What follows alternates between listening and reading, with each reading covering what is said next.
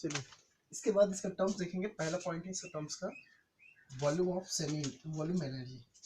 ठीक है, ये होता है पहला पॉइंट इसका volume of binding energy. Volume binding energy या एनर्जी बोल सकते हैं हम। ठीक है, ये होता है एक्चुअली, ये जो आपका जो बाइंडिंग एनर्जी है ये वेरी इंपॉर्टेंट एनर्जी होती है, जो क्या करता है उस सेमी एम्पिरिकल के थ्रू हम लोग किसी भी एटम्स का उसके न्यूक्लियॉन्स के अट्रैक्शंस को होना या ना होना और उनके थ्रू जो एनर्जी को रिप्रेजेंटेट करता है उसको क्या करता है ये पूरा डिफाइन करता है। ठीक है, जैसे कि सबसे पहले फर्स्ट ये जो आपका होती है ये एक तरह से इसमें देखा गया तो this are the very important of this positively charge in energy volume energies. ठीक, और ये क्या करता है कि यहाँ पे है ना कोई भी एटम्स के अगर मान जाए इस एटम्स का न्यूक्लियस को है ना इस किसी एटम्स की उसकी न्यूक्लियस की न्यूक्लियस पर न्यूट्रॉन और प्रोटॉन यहाँ पे अगर प्रेजेंटेड होती है तो उस कंडीशन में इनका जो एक्टिवेशंस का होना, ठीक, और एक्टिवेशंस होने के बाद इसमें क्या करता है एनर्जी की अप्लाई होती है। बट इसमें क्या करता है इसका जो वॉल्यूम एनर्जी होती है यहाँ पे कोई भी तरह का अट्रैक्शन नहीं होता और बिना अट्रैक्शन के थ्रू क्या करते हैं वहाँ पे उसका न्यूक्लियस में उसका क्या करता है ये अराउंड क्या करता है ये अराउंड करती है ना, अराउंड ऑफ दिस न्यूक्लियस। ठीक, इसका मतलब ये होती है कि जब हम लोग वॉल्यूम एनर्जी को देखते हैं, ठीक, तो वॉल्यूम एनर्जी के में क्या करता है there is the arise to the out of attractions in the atoms in nucleus by all the nucleons in surrounding it। ठीक है, जैसे कि इसमें मैंने बोला कि दिस एराइज दिस एराइज ये होती है एराइज टू आउट ऑफ, इसको बोलते हैं out of attractions, out of attractions of atomic nuclei, of atomic nuclei, atomic nuclei होती है इसका। अब देखिए इससे मैंने ये बोल रहा न्यूक्लियस, अब इसमें क्या करते हैं इनके जो एनर्जी होती है वॉल्यूम एनर्जी वो क्या करता है बिना अट्रैक्शंस का क्या करता है उसके न्यूक्लियस में ये वॉल्यूम एनर्जी क्या करता है इसमें बनती है। ठीक है, एराइज होती है। देन वॉल्यूम एनर्जी जो होती है ना वो proportional to the nuclei volume के रूप में आती है। जैसे कि यहाँ पे मैंने बोला कि वॉल्यूम जो एनर्जी होती है वॉल्यूम एनर्जी वो क्या होती है वो प्रोपोर्शनल होती है, proportional the proportional to the nuclei volumes, nuclei volumes। ठीक है, दूसरा पॉइंट ये बोलते हैं। अब इसमें आता है अगर इसमें अट्रैक्शन इसका लिमिटेड होती है तो उस कंडीशन में इसका जो न्यूक्लियन होती है वो लिमिटेड होगा। इनका जो क्या करती है इनके जो अट्रैक्शन के थ्रू एक तो क्या बोलते हैं वॉल्यूम एनर्जी जब इसमें एराइज होती है तो उस कंडीशन में यहाँ कोई भी तरह का अट्रैक्शन नहीं होता। देन उसका अगर हम लोग प्रोपोर्शंस देखते हैं किससे तो volume energy proportional to the nuclear volume energy रूप में रहती है। ठीक, अब इस कंडीशन में क्या करता है अगर इसका जो अट्रैक्शन हुआ तो वो एक तरह का लिमिटेड ऑफ द न्यूक्लियस में प्रेजेंस होती है। ठीक, अगर यहाँ पे क्या करता है इनके दोनों के बीच में अट्रैक्शन हो रही है, ठीक है अट्रैक्शंस, तो इसका क्या करता है एक तरह का इसका लिमिटेशन ऑफ द न्यूक्लियस में क्या करते ही प्रेजेंट होती है। ठीक है, ये दूसरा पॉइंट होती है। ठीक, इसमें अगर अगर हम देखें अस द, इसमें मैं लिख रहा हूँ us the attraction is limited to negatives in the nucleus only, as the attractions to limited to negatives negatives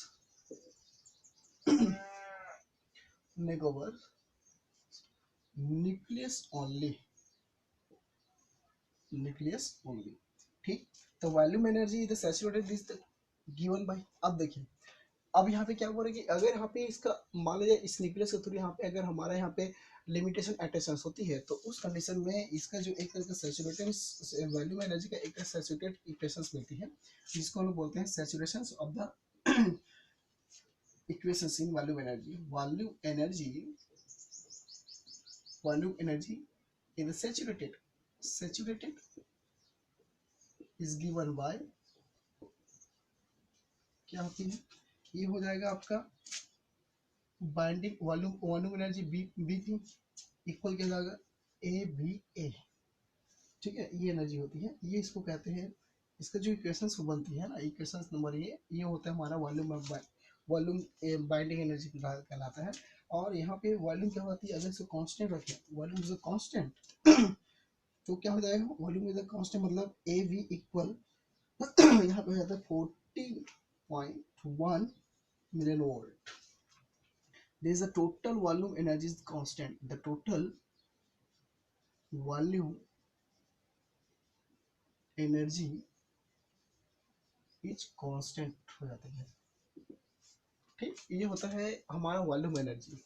ठीक है, फिर से देख लीजिए, इसमें हम लोग क्या कर रहे थे कि इसका मतलब ये होता है कि ये do not attraction of the atomic nuclei, है ना। ये जिसका इस एनर्जी के जो एराइज होती है या प्रिपरेशन होता है वो बिना अट्रैक्शन के थ्रू क्या करता है, इसमें प्रिपरेशन हो जाता है। ठीक, और ये क्या करता है, न्यूक्लियस की प्रोपोर्शंस होती है, न्यूक्लियस वैल्यूम की प्रोपोर्शंस होती है।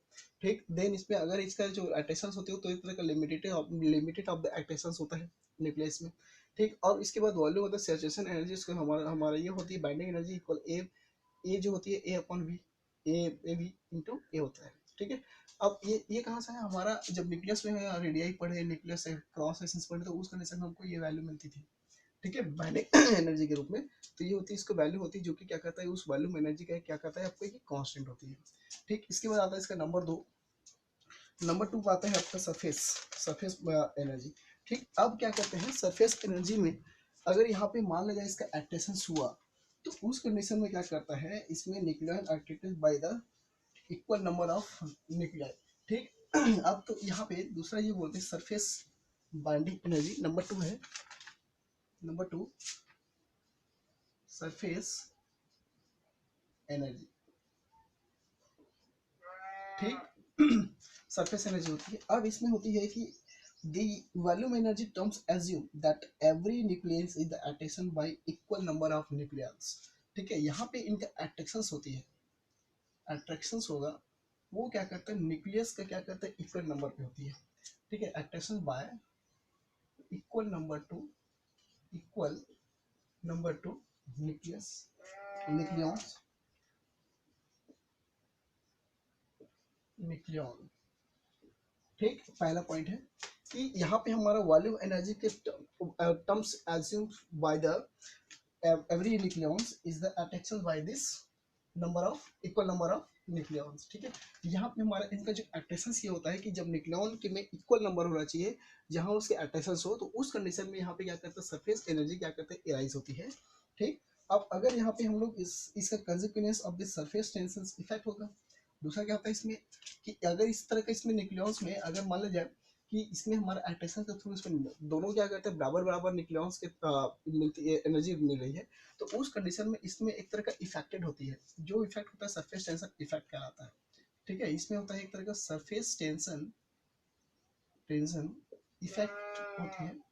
ठीक, सरफेस टेंशन में क्या करते हैं इसमें इफेक्ट होती है, और इसका जो बाइंडिंग एनर्जी होती है वो क्या करता है इसमें, इसका जो बाइंडिंग एनर्जी होगा, बाइंडिंग एनर्जी वो क्या करता है आपका प्रोपोर्शनल होती है, proportional to the area of the number surface. ये होता है area of the number surface, या इसको एक यू कहे तो हम लोग इसको बोल सकते हैं कि binding energy proportional to the surface area भी बोल सकते हैं। ठीक है, जिसमें वो क्या कहता है इसका ये आपका वैल्यू होती है। अगर हम लोग इसको इक्वेशंस के रूप में लिखें तो बाइंडिंग एनर्जी बी एस होती है, इक्वल होता है आपका minus A S A the power हो जाएगा 2/हाफ, 2/, सॉरी ए की पावर में जाता है 2/3 हो जाती है। ठीक है, ये होता है आपका इक्वेशन नंबर। इसको चाहे तो आप दे सकते हैं, कोई दिक्कत नहीं। सरफेस एनर्जी की वैल्यू कहलाती है। यहाँ इसका जो वैल्यू होती है ये भी एक तरह का वॉल्यूम से कांस्टेंट होगा। ठीक है, ये इसका वैल्यू जो होती है यहाँ पे इसका वॉल्यूम क्या होता है आपका ये कांस्टेंट वॉल्यूम होती है, इसलिए इसका एस का वैल्यू जो होगा वो एस का वैल्यू 13.0 प्लस माइनस, ठीक है 0.1 मिलियन वोल्ट होती है, जो कि आपका एक तरह का कांस्टेंट वैल्यू ही कहलाता है। ठीक है, ये होता है सरफेस एरिया। देखिए सरफेस एरिया क्या कहलाता था कि सरफेस एरिया में सबसे पहले फर्स्ट क्या करता है, ये हमारा वॉल्यूम एनर्जी के एज्यूमिंग के थ्रू प्रिपरेशंस होती है, जिसमें क्या करता है इनका जो अट्रैक्शंस होती है न्यूक्लियॉन्स में, वहाँ पे क्या करता है equal number of the nuclear present होगा, और फिर क्या करता है उसके आपका एनर्जी मिलती है, और इसमें उसकी एनर्जी जब उसमें अट्रैक्शंस होने के बाद उसमें एनर्जी के एराइज होती है, तो उस कंडीशन में एक तरह का इफेक्ट होती है, जो इफेक्ट कहलाता है सरफेस टेंशन इफेक्ट कहलाता है। ठीक, फिर उसके बाद आपका बाइंडिंग जो एनर्जी होती है, बाइंडिंग जो एनर्जी होती है ना किसका सरफेस की, वो क्या किसकी प्रोपोर्शनल होती है सरफेस एरिया या area of the number surface group पे क्या करते हैं उसका प्रोपोर्शनल होगा। इसलिए उसकी जो इक्वेशंस मिलती है वो क्या होता है आपका B S equal minus A S upon A upon क्या जाएगा इसका 2/3। ठीक है, ये वॉल्यूम जो होती है आपका ये यहाँ से एक, अगर हम इसको वॉल्यूम देखें ए एस का, तो ये भी आपको कांस्टेंट वैल्यू के रूप में प्रेजेंस होती है। ठीक, इसके बाद नंबर थर्ड आता है कॉलम एनर्जी, कॉलम एनर्जी। इसके बाद होता है कॉलम एनर्जी नंबर थर्ड। एक तरह का कॉलम एनर्जी होती है, एक हमारे यहाँ पे प्रोटॉन्स का यहाँ पे इन्वॉल्व जो होगा, अगर यहाँ पे मान लीजिए न्यूक्लियस से प्रोटॉन इन्वॉल्व करते हैं, ठीक है, सपोज अगर यहाँ पे मैंने इसको एक तरह का इसमें न्यूक्लियस लिया, तो यहाँ पे हमारा न्यूट्रॉन जो प्रोटॉन प्रेजेंस होती है, तो यहाँ पे प्रोटॉन क्या करते हैं, रिपल्सन्स इन्वॉल्व करते हैं, और रिपल्सन्स किसमें, अदर नेगेटिव चार्ज पे। ठीक, तो इस कंडीशन में वहाँ पे जो बैंडिंग एनर्जी होती है, वो टोटल बैंडिंग एनर्जी की वैल्यू क्या रहता है, वहाँ पे चेंज आता है। जैसे कि यहाँ पे देख रहे हैं कि matured repulsion of the proton involve another negative terms. ठीक है, यहाँ पे अगर आपका देखा जाए तो उस कंडीशन में क्या होती है कि अगर हमारे पास एक तरह का क्या कहते हैं mutual repulsion repulsion repulsion of proton involve और अनदर नेगेटिव टर्म्स, अनदर ये होगा आपका अनदर नेगेटिव टर्म्स। ये क्या करता है, जो प्रोटॉन्स होती है इसमें हमारा इस अट्रैक्शन में क्या करता है, एक तरह का इसको रिपल्सन्स करती है, उनके थ्रू यहाँ पे आपका क्या होता है, टोटल बाइंडिंग एनर्जी प्रिपरेशन होती है। इसमें क्या करता है, फिर उसके बाद आपका एक तरह से टोटल बाइंडिंग एनर्जी यहाँ पे क्या मिलेगा, आपका एरेजेंस होगी। अब उस कंडीशन में इसका जो प्रोटॉन्स रिपल्ड होती है, उसकी जो वैल्यू होती है, रिपल्सन ऑफ द प्रोटॉन्स है ना, रिपल्सन्स ऑफ प्रोटॉन, इसका जो वैल्यू होगा वो होता है आपका Z-1 प्रोटॉन्स। ये होता है Z-1 प्रोटॉन होती है, जो किसके होता है, आपका रिपल्सन के थ्रू होती है। The total Coulomb energy proportional to the, अब यहाँ पे क्या हो जाएगा, अगर हमारे यहाँ पे टोटल इस कॉलम एनर्जी जो होती है, ठीक है, वो आपका कॉलम एनर्जी जो होगा वो प्रोपोर्शनल टू होती है आपका किसके, to Z-1 is the power में 2/r, ये इनकी क्या होता है, प्रोपोर्शनल होती है। और इसीलिए यहाँ पे show the binding energy, Coulomb binding energy it is B C equal, इसका जो वैल्यू होगा वो हो जाएगा 3/5 इंटू, ठीक है, इंटू होता है आपका Z/Z-1 ई द पावर 2, ठीक, अपॉन हो जाता है इसका वैल्यू, ये हो जाएगा R0 ए की पावर में 1/3 हो जाती है। ठीक, ये होता है आपका बाइंडिंग एनर्जी की वैल्यू। ठीक, और इसी बाइंडिंग एनर्जी का वैल्यू जो होगा वो आपका AC की वैल्यू जो होती है वो एक तरह कांस्टेंट वैल्यू मिलेगा। वो वैल्यू होती है आपका सीधा सीधा यहाँ पे Z, ये होती है Z-1 और हो जाएगा आपका पावर -1/3 हो जाती है, जो कि आपको क्या होता है, ये भी एक तरह का उस कांस्टेंट वैल्यू ग्रुप में मिलती है। तो ये कहलाता है हमारा, ये कॉलम एनर्जी ग्रुप में होती है। ठीक, कॉलम एनर्जी कहलाता है।